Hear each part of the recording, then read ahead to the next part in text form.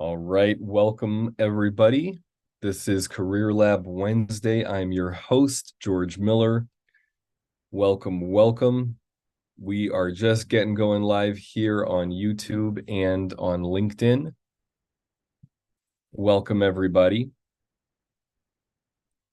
Thank you, Jane. We are rolling. So Career Lab Wednesday. I'm your host, George Miller, and I am here to answer questions about career, about any question that you have. No question too small, no question too big. I will tend to answer your questions more about the relationships in your career, whether that's your relationship with yourself or relationship with your boss or team. But any question is welcome, whether you're asking about your resume and updating that, or your LinkedIn profile, or if you're in the process of interviewing, or if you have questions about how to talk with your team. Any question career related is fair game. So there's a few ways that you can jump in. You can ask your questions in the comment section. And if possible, I love it when you jump in directly on Zoom and ask your questions here with me, and I'm able to work with you one-to-one and support you. I think the best way is that if you're able to do that. If not, no problem. Type your questions into the comment section, and I will do my best to address your concerns. So, what I want to talk about today is leadership.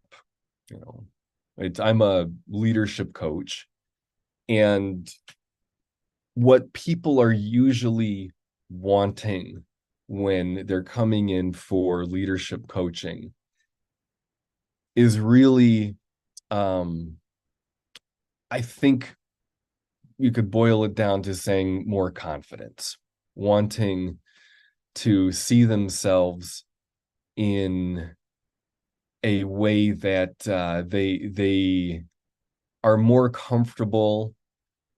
Well, maybe comfortable is not the right word.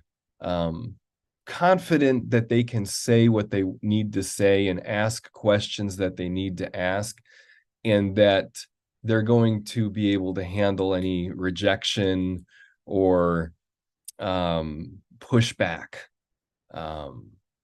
And that's what they're needing. And there's a lot of things that go into ways to be an effective leader. That may be learning to communicate in a more succinct way. That may be learning to listen more to your team and the people around you. It may also mean being more emotionally in touch with yourself, having more access to your inner world, such that you're then more in touch with everybody else's inner worlds around you. So we could say that consciousness, that as you are more conscious, then you will be able to be more conscious of other people.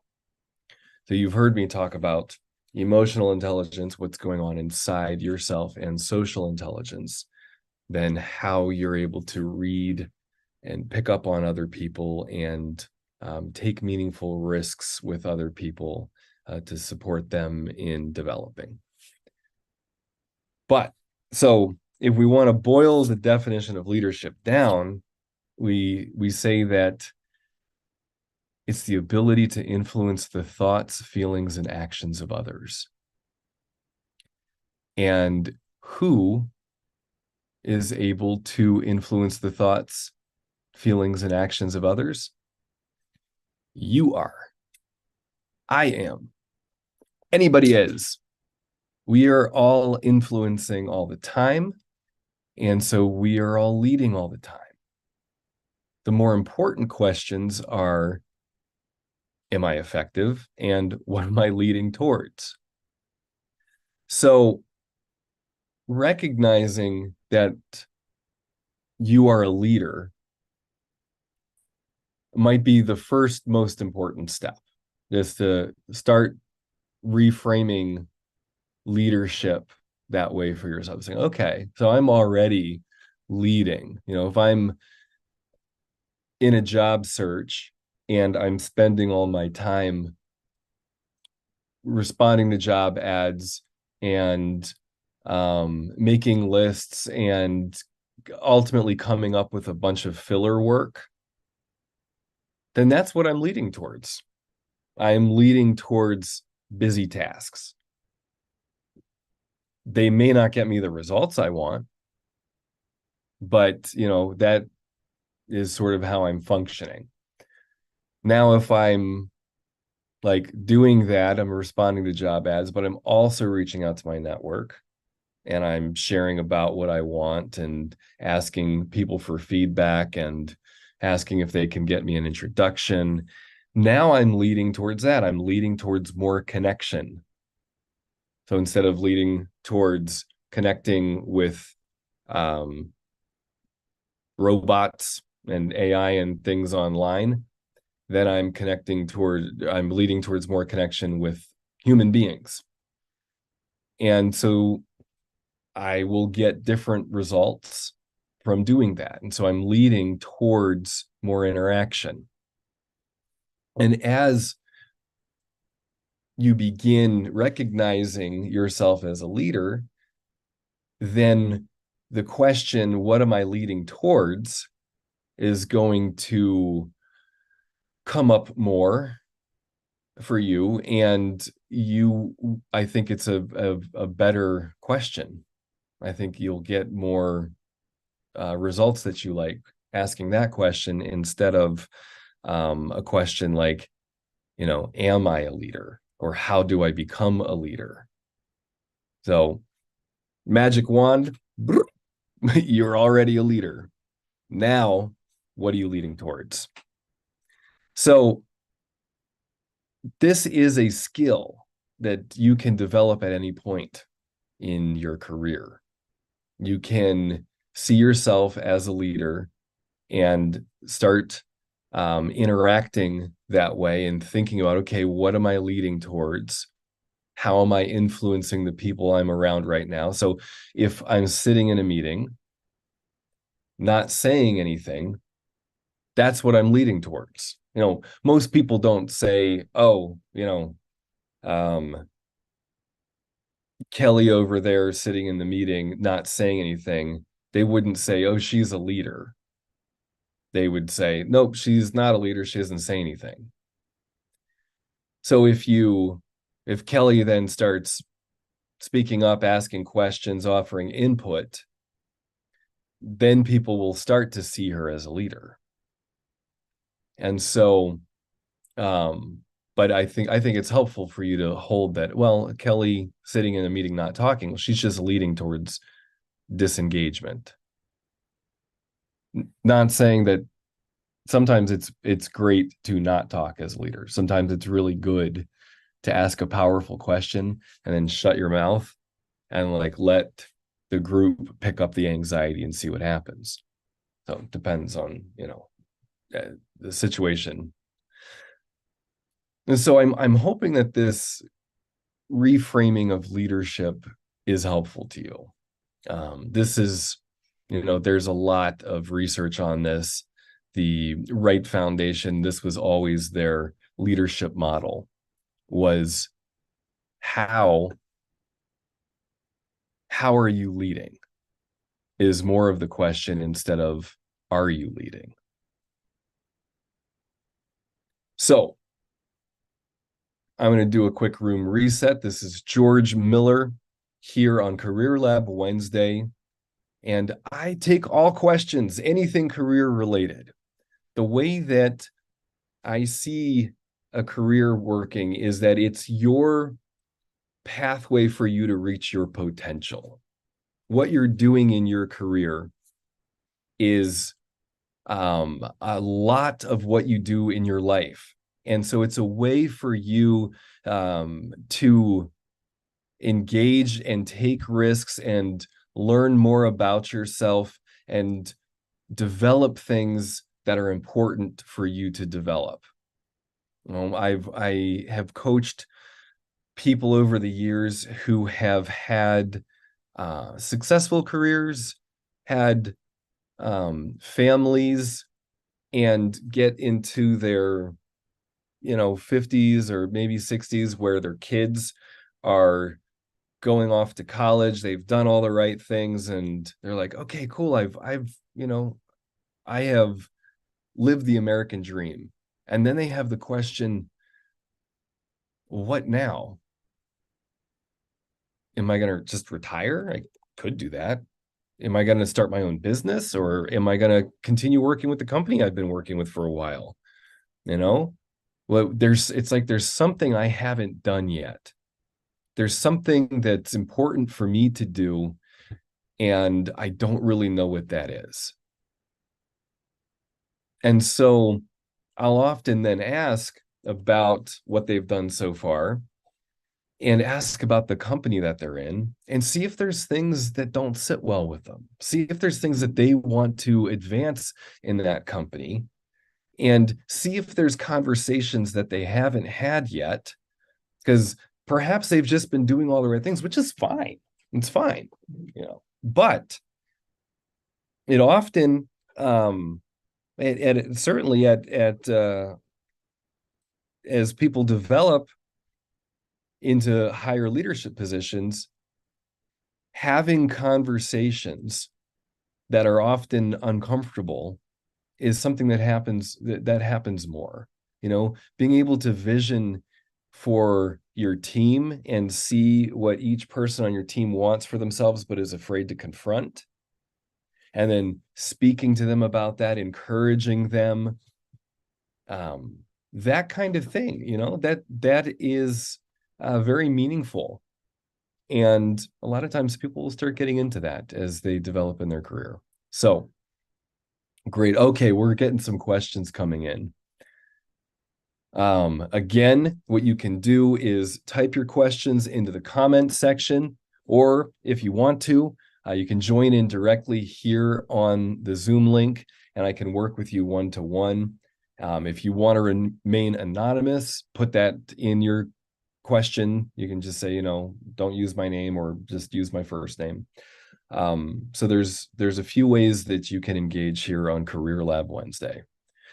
And by the way, your questions don't have to do with the topic. Anything career related or anything social and emotional intelligence related, that's fine. It's on the table. So we got a question from Deborah. How can one tailor a special education research to fit in any working field, like an NGO specializing in disability studies? Ooh. Oh, this is a good question.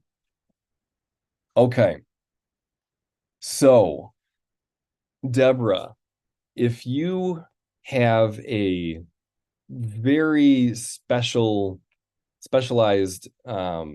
education, and this question leads me to think that you've trained in that, and now you're wanting to perhaps look at another line of work.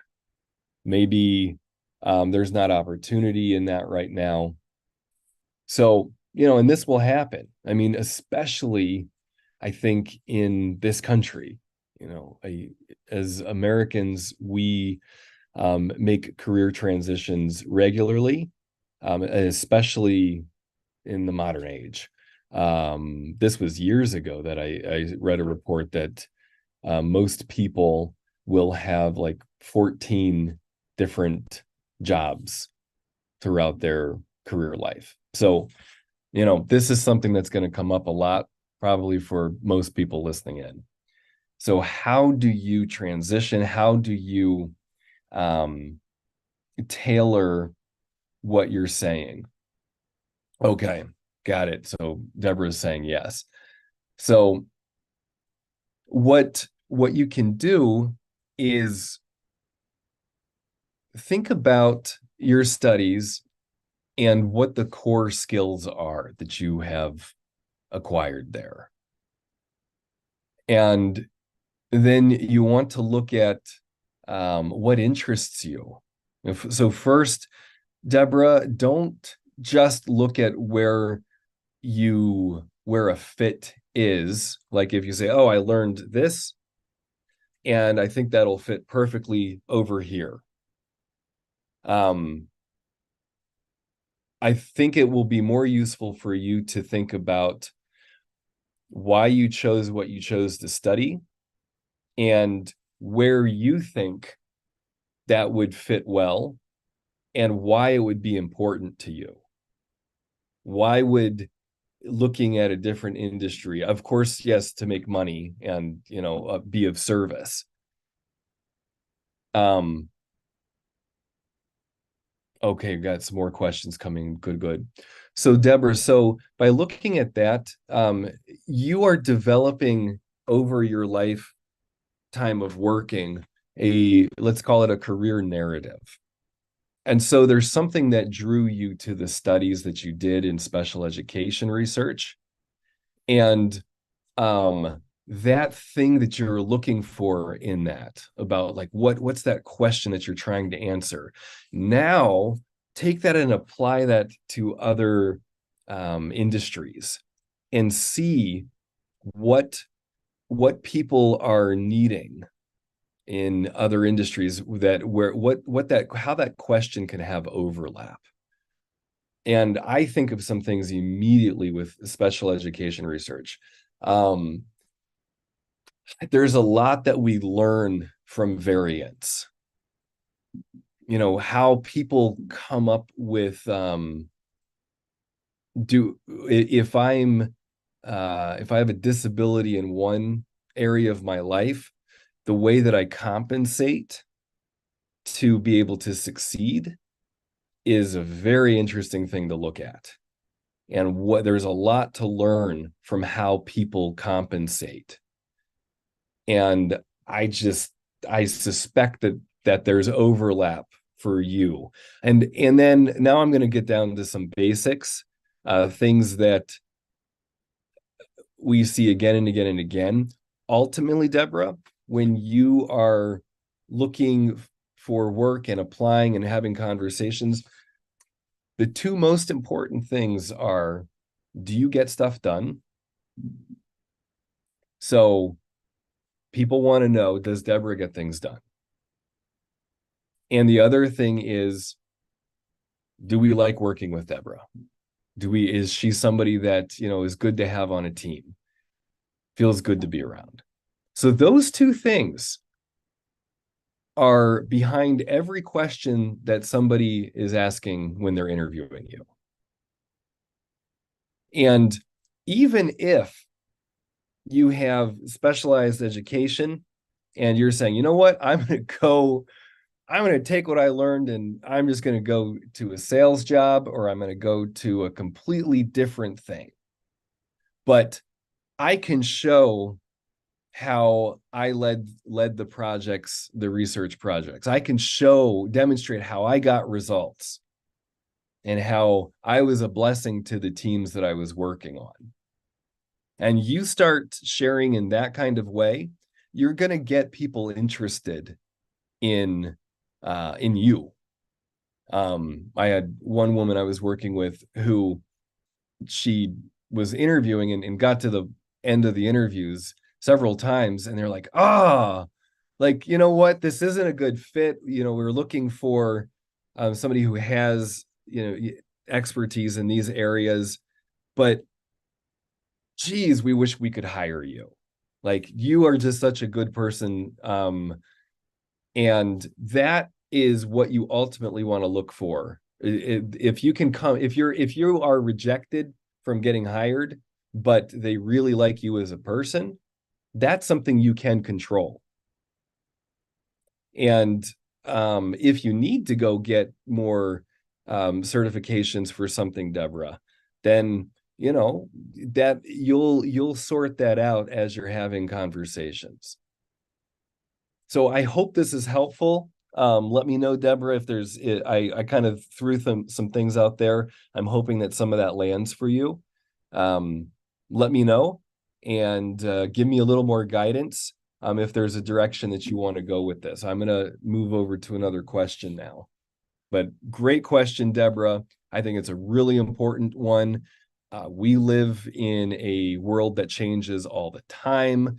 We live in a country that changes a lot. If you look at the history of this country, every 50 years we have a economic shift, economic cycle shift, and every 80 years we have an institutional cycle change. So both of those are happening right now at the same time. For the first time in the history of this country, they're happening at the same time. So there's a lot of changes happening. So, being able to shift in your career and saying, okay, I have lots of experience here. Let's look at how that experience would apply to this company, or this industry, because these industries I'm interested in, I think I could have meaningful impact there. That's a thing, just I think, for everybody listening in to be considering. Oh, good, Deborah. Okay, yeah. You bottom lined it well, Deborah. Working on yourself. Like, at the end of the day, yes, it's you have the most control over yourself, how you show up in meetings and interviews, and if you need to learn something new, if you need to go get new certifications, you can do that.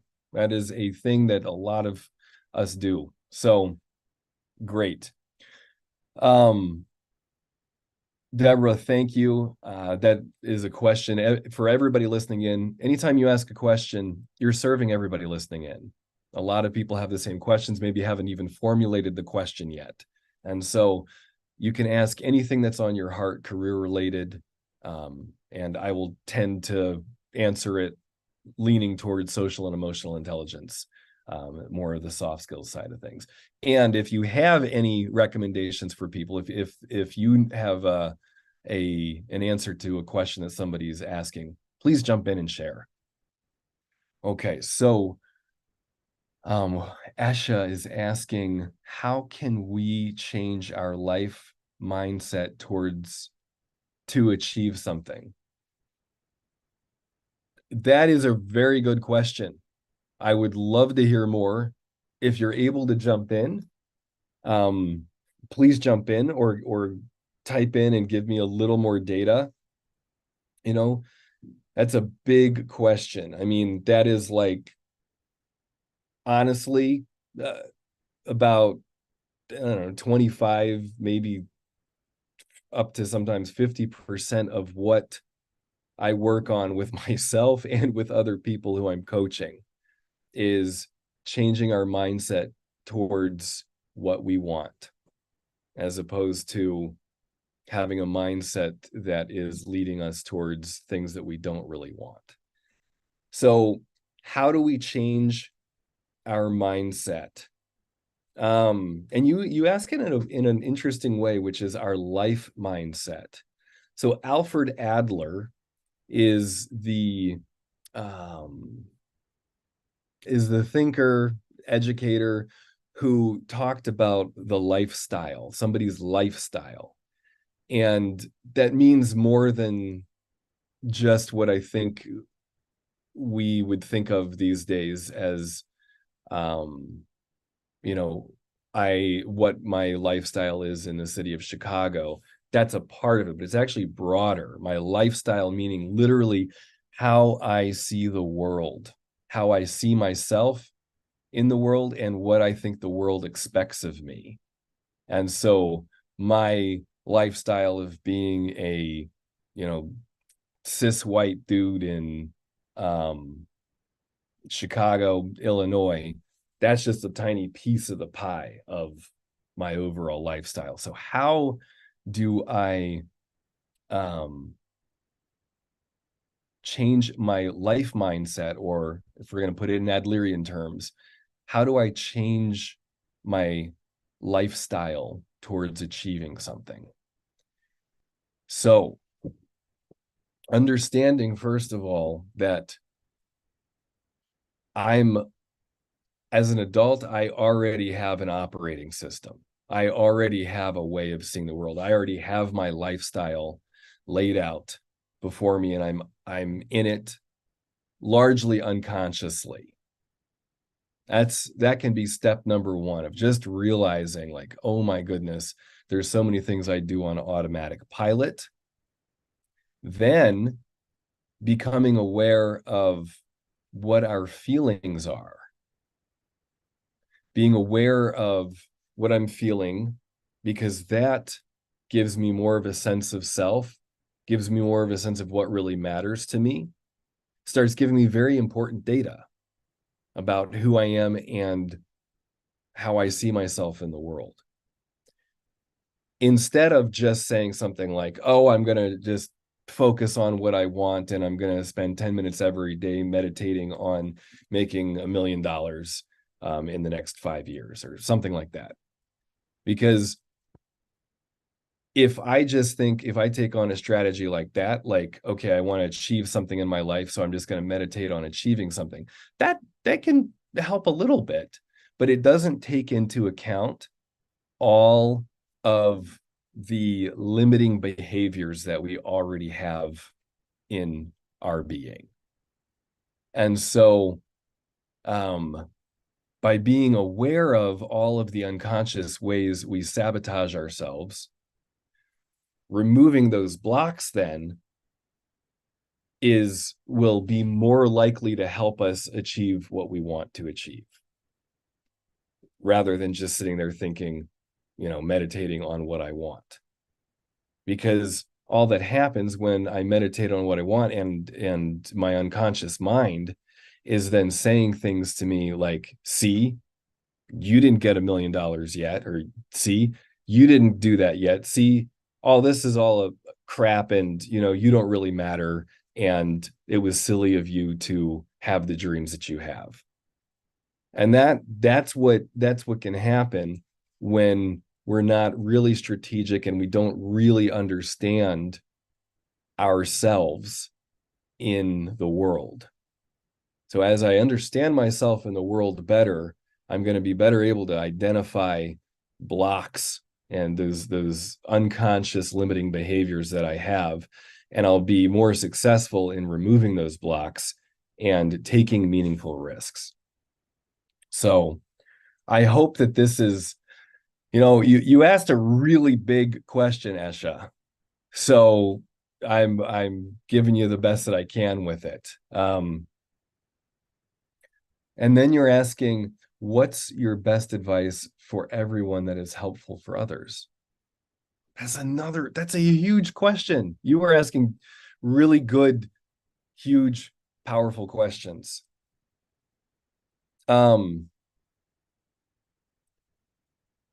I think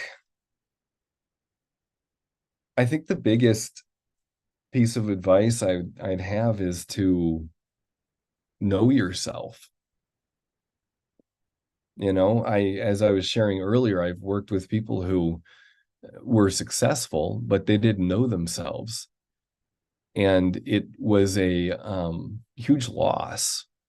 They grieved 50 years of doing things, but never really being able to say, I did that for myself. I really said what I thought to my loved ones, to my family, to my team or my boss.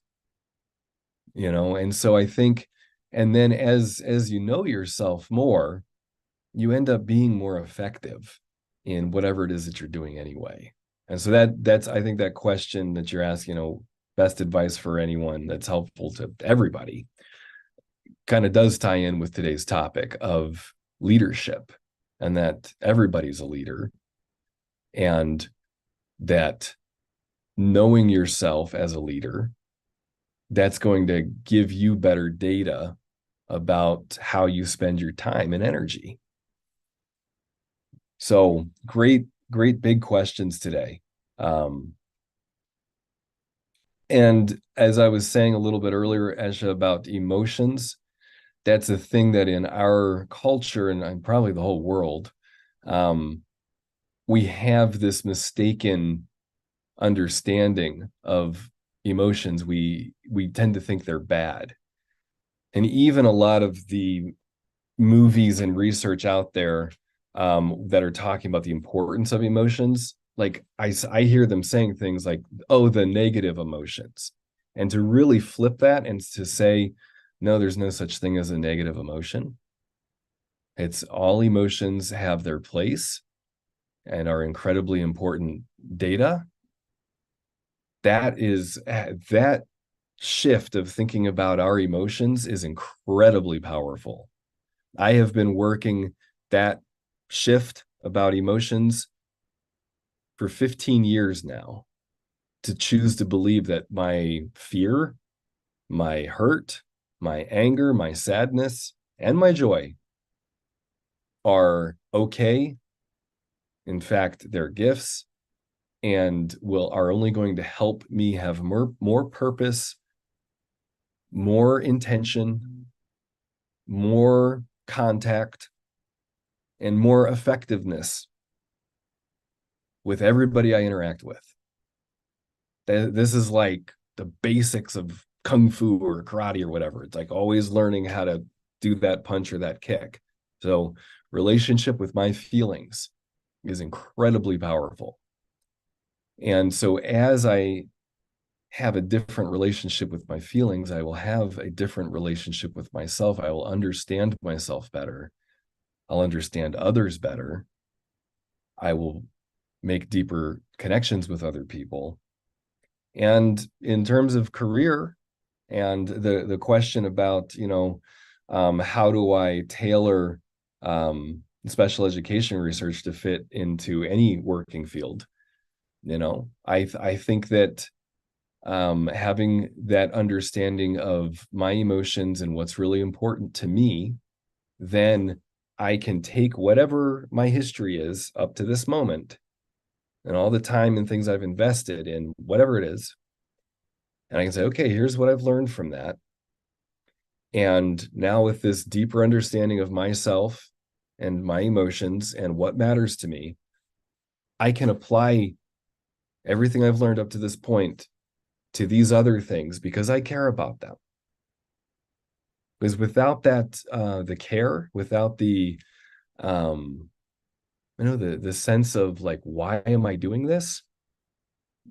It doesn't even matter.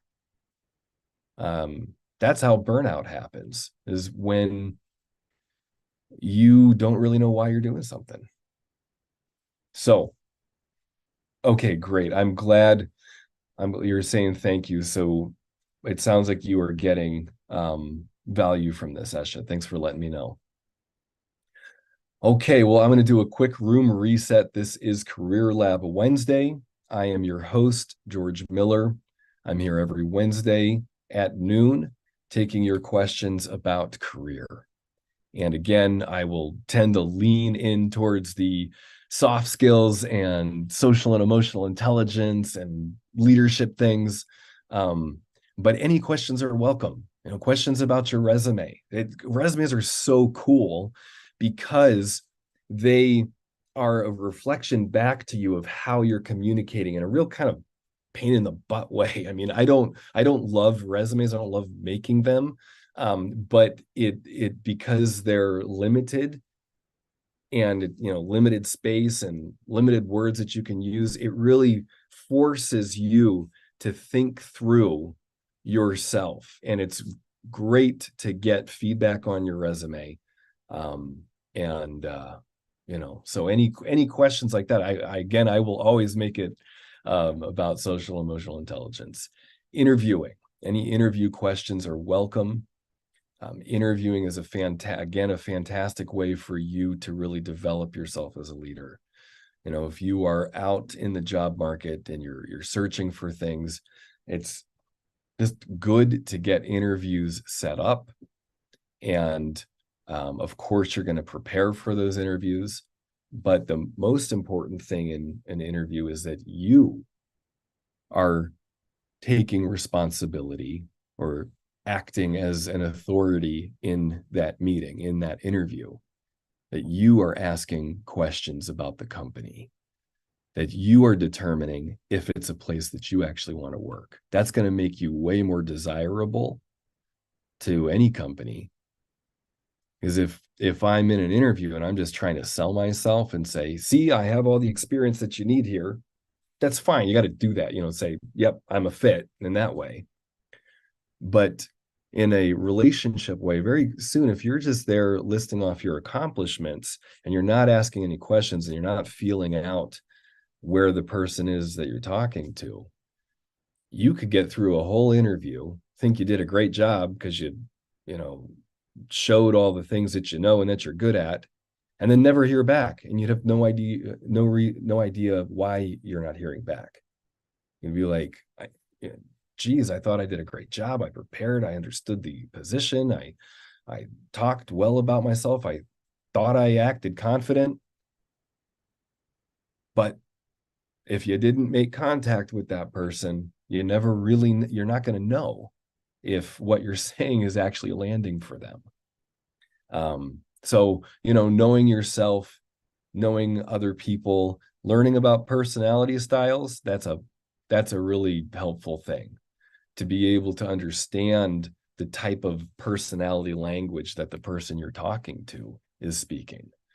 And you can shift, it's nice. It's like if I'm going to Mexico, even if I suck at speaking Spanish, if I can say enough to, order some tacos or something, that's going to be better than nothing. And so people will tend to have, be forgiving and even feel pleased that you're making the effort to speak to them in a way that they understand, even if you suck at it. So you can have more fun with your interactions. And so understanding that there tends to be people who are more analytical and people who are more communicating on results and just wanting to get things done quickly, and being able to kind of shift how you communicate to different personality styles as part of this process. Okay, well, we are coming up to 12:40, and I will say, I'd love to get some more questions in here. If you want to jump in on Zoom and work with me directly, you are welcome to. I love working with you one-to-one. If you can't do that, you can type your questions into the comment section. I will do my best to answer those questions. And good. Okay, good. Glad to hear it, Deborah. Good to hear. And if you have questions in between now and next week, you can always, of course, type them into any of the platforms on LinkedIn or YouTube, and I will do my best to get back to you. You can also set up a time to talk with me. If, being on live in the middle of the day isn't a place where you want to ask some questions, totally get it. You can set up a 15-minute call with me. I will do my best to serve you in that time. If we need to set up longer sessions after that, we can do that there. So I'll provide that link. Jane, thank you so much for throwing that in. You can set up 15 minutes with me there. And this is streaming on YouTube.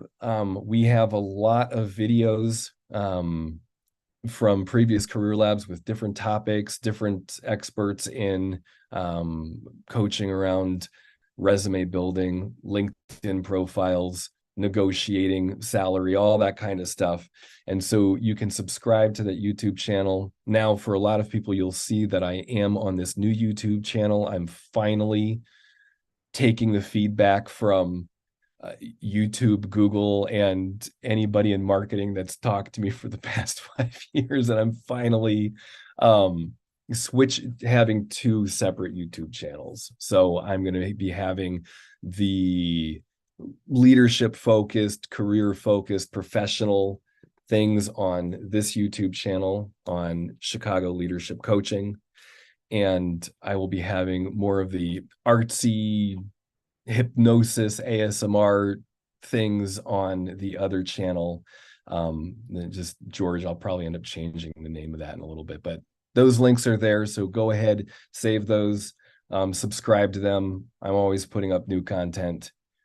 And with that, thanks everybody for joining in today. This is Career Lab Wednesday. I will be back next week. You can let me know what questions you have on any of these platforms, and you can always set up a 15-minute call with me. All right, everybody, take care. Blessings as we are going into holiday season. It's a great time to connect with people, and start preparing for 2024 and what you want from that, and going into the holiday time with that intention of like, I'm going to get all the things that I want set up for me to start off the new year strong. I'm going to celebrate these holidays in a way that's really meaningful to me and like launch myself into the new year. That's, I just thought I'd throw that out here. I'll probably talk a little bit more about that next week. All right, everybody, blessings. Take care. Keep taking meaningful risks in your career, and I look forward to supporting you in doing that. Take care, everybody.